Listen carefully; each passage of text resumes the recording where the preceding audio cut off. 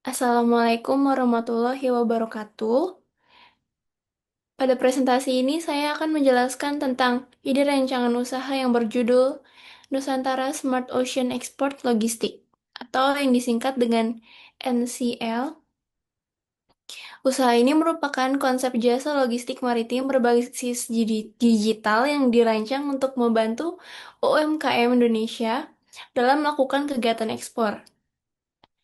Rancangan usaha ini disusun sebagai bagian dari tugas ujian akhir semester mata kuliah usaha dan jasa transportasi.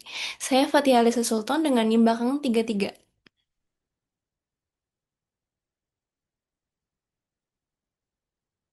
Indonesia merupakan negara kepulauan yang kegiatan ekspornya sangat bergantung pada transportasi laut, terutama untuk komoditas seperti kelapa sawit, hasil laut, kopi, rempah, dan produk manufaktur.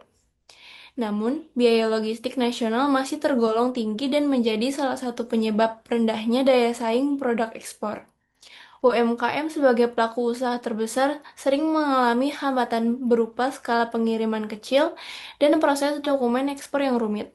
Kondisi ini mendorong perlunya layanan logistik maritim yang lebih efisien, terjangkau, dan terintegrasi secara digital. Pada tahun 2024, nilai ekspor Indonesia mencapai sekitar 264 hingga 265 miliar dolar Amerika dengan negara tujuan utama seperti China, Amerika Serikat, Jepang, India, dan kawasan ASEAN. Meskipun nilai ekspor cukup besar, kontribusi UMKM terhadap ekspor nasional masih sekitar 15,7%. Hal ini menunjukkan adanya potensi pasar yang besar apabila hambatan logistik UMKM dapat dikurangi. Oleh karena itu, jasa logistik maritim yang fokus pada konsolidasi dan pengiriman skala kecil memiliki peluang yang sangat menjanjikan. Lalu kita masuk ke jenis jasa transportasi. NSCL menawarkan layanan logistik maritim terintegrasi yang menggabungkan pengiriman fisik dan sistem digital. Ocean Smart Feeder Link menghubungkan pelabuhan pengumpan ke hub internasional. Ocean Smart Consolidation atau LCL Plus memungkinkan penggabungan muatan UMKM dalam satu kontainer. Ocean Smart Door Bridge menyediakan layanan door-to-door.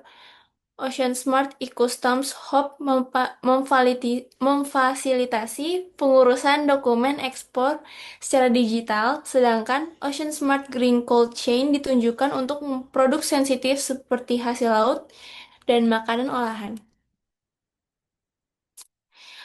Lanjut, kita masuk ke segmentasi pelanggan. Segmentasi pelanggan NSCL difokuskan pada UMKM ekspor yang memiliki produk berorientasi pasar internasional, namun belum mampu mengirim dalam skala besar. Selain itu, NSCL juga menyasar eksportir skala kecil dan menengah serta klaster UMKM binaan pemerintah di sentra produksi daerah. Dengan segmentasi ini, NSCL menempatkan diri sebagai mitra logistik yang mendukung UMKM untuk naik kelas dan berorientasi ekspor. Nilai tambah usaha NCL terletak pada integrasi sistem digital yang memungkinkan pelanggan melakukan pemesanan, pelacakan, dan pengurusan dokumen dalam satu platform. Melalui konsolidasi muatan LCL, biaya logistik per unit dapat ditekan sehingga UMKM tetap dapat mengekspor meskipun volumenya kecil. Selain itu, penerapan konsep green logistik dan cold chain memberikan nilai tambah dari sisi keberlanjutan lingkungan dan kualitas pengiriman. Lalu kita masuk ke analisis SWOT. Ada strength, weakness, opportunities, dan threats. Berdasarkan analisis SWOT, kekuatan NSCL adalah platform digital end-to-end dan fokus pada UMKM ekspor yang masih jarang digarap secara spesifik.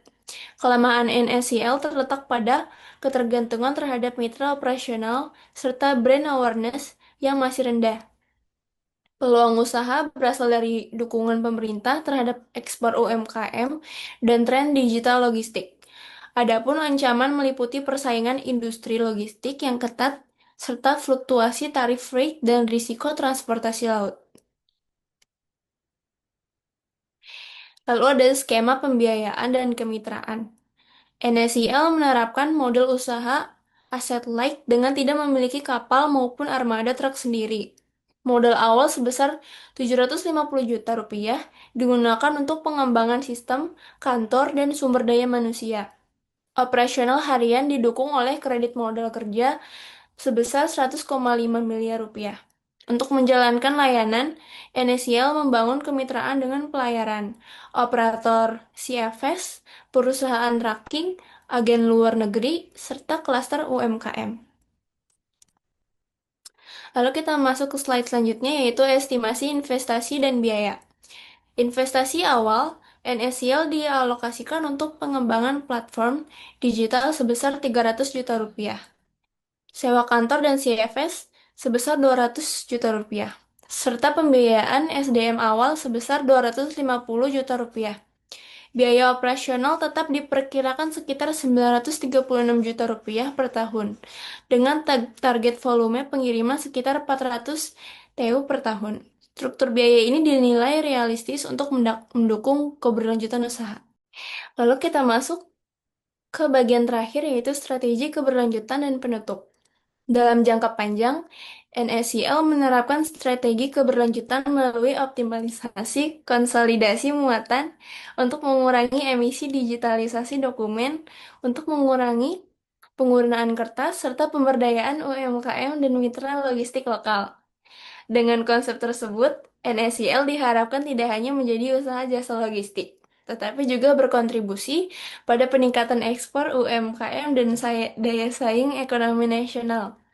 Terima kasih.